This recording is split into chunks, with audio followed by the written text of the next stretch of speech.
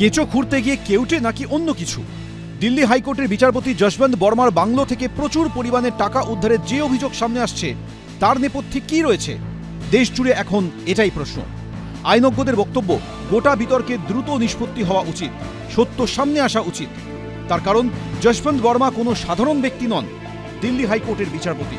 Pump চালিয়ে উঠছে বিল, KSB pump বাঁচায় বিদ্যুৎ, বিলের প্রবলেম গেল। বিদ্যুৎ সাশ্রয়কারী জার্মান টেকনোলজিতে তৈরি কেএসবি পাম্প, পয়সা বাঁচাও, টেনশন ভাগাও। তার সঙ্গে বিচার ব্যবস্থার মান সম্মান নিরপেক্ষতার প্রশ্ন জড়িয়ে রয়েছে। It's actually a very serious matter because a judge is expected to be completely above board, and this is one profession where it has to be complete zero tolerance.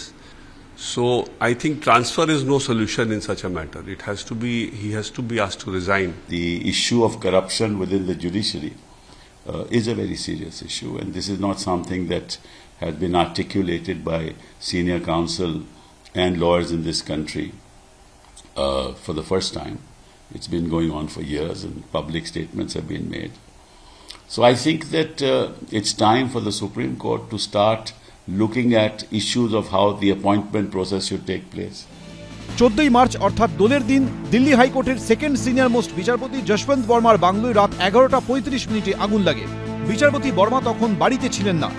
আগুন লাগার খবর পেয়ে দমকল ঘটনাস্থলে পৌঁছয়। অভিযোগ, তখনই সেখান থেকে প্রচুর টাকা উদ্ধার হয়। এরপর পুলিশও ঘটনাস্থলে পৌঁছয়। দমকলের রিপোর্টে টাকা উদ্ধারের কোনো উল্লেখ করা হয়নি, তবে সংবাদ মাধ্যমের একাংশের দাবি প্রচুর নগদ টাকা উদ্ধার হয়। উপর মহলে খবর পৌঁছয়। সূত্রে খবর, এ বিষয়ে দিল্লি হাইকোর্টের প্রধান বিচারপতির কাছে রিপোর্ট চান দেশের প্রধান বিচারপতি সঞ্জীব খান্না। সেই রিপোর্ট সুপ্রিম কোর্টে প্রধান বিচারপতির কাছে জমা দেওয়া হয়েছে। সূত্রে খবর, বিচারপতি যশবন্ত বর্মার বাংলো থেকে টাকা উদ্ধারের অভিযোগ খতিয়ে দেখতে 3 সদস্যের কমিটি করেছেন সুপ্রিম কোর্টের প্রধান বিচারপতি সঞ্জীব খান্না।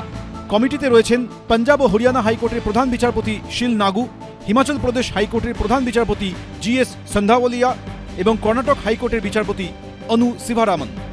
এছাড়া বিচারপতি যশবন্ত বর্মাকে আপাতত বিচার সংক্রান্ত কোনো কাজ না দেওয়ার জন্য দিল্লি হাইকোর্টের প্রধান বিচারপতিকে নির্দেশ দিয়েছেন দেশের প্রধান বিচারপতি।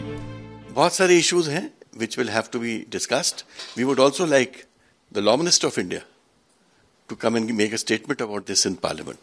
So I think that it's time for the Supreme Court to start looking at issues of how the appointment process should take place, that it should be more transparent, appointments should be more carefully done.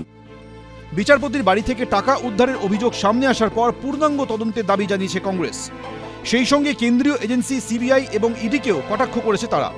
যেহেতু বিচারপতি বর্মার বাড়িতে আগুন নেভাতে গিয়ে দমকল টাকার খোঁজ পেয়েছে বলে অভিযোগ, তাই কংগ্রেসের মিডিয়া ও পাবলিসিটি বিভাগের প্রধান পবন খেরা বলেছেন, উত্তরপ্রদেশের উন্নাও ধর্ষণ সহ একাধিক গুরুত্বপূর্ণ মামলা বিচারপতি যশবন্ত বর্মার এজলাসে ছিল।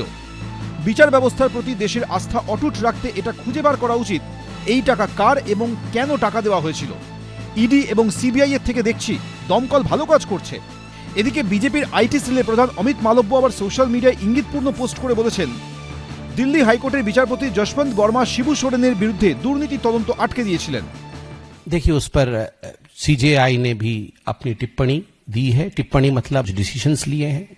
मुझे लगता है on the affairs of the court the party should not comment.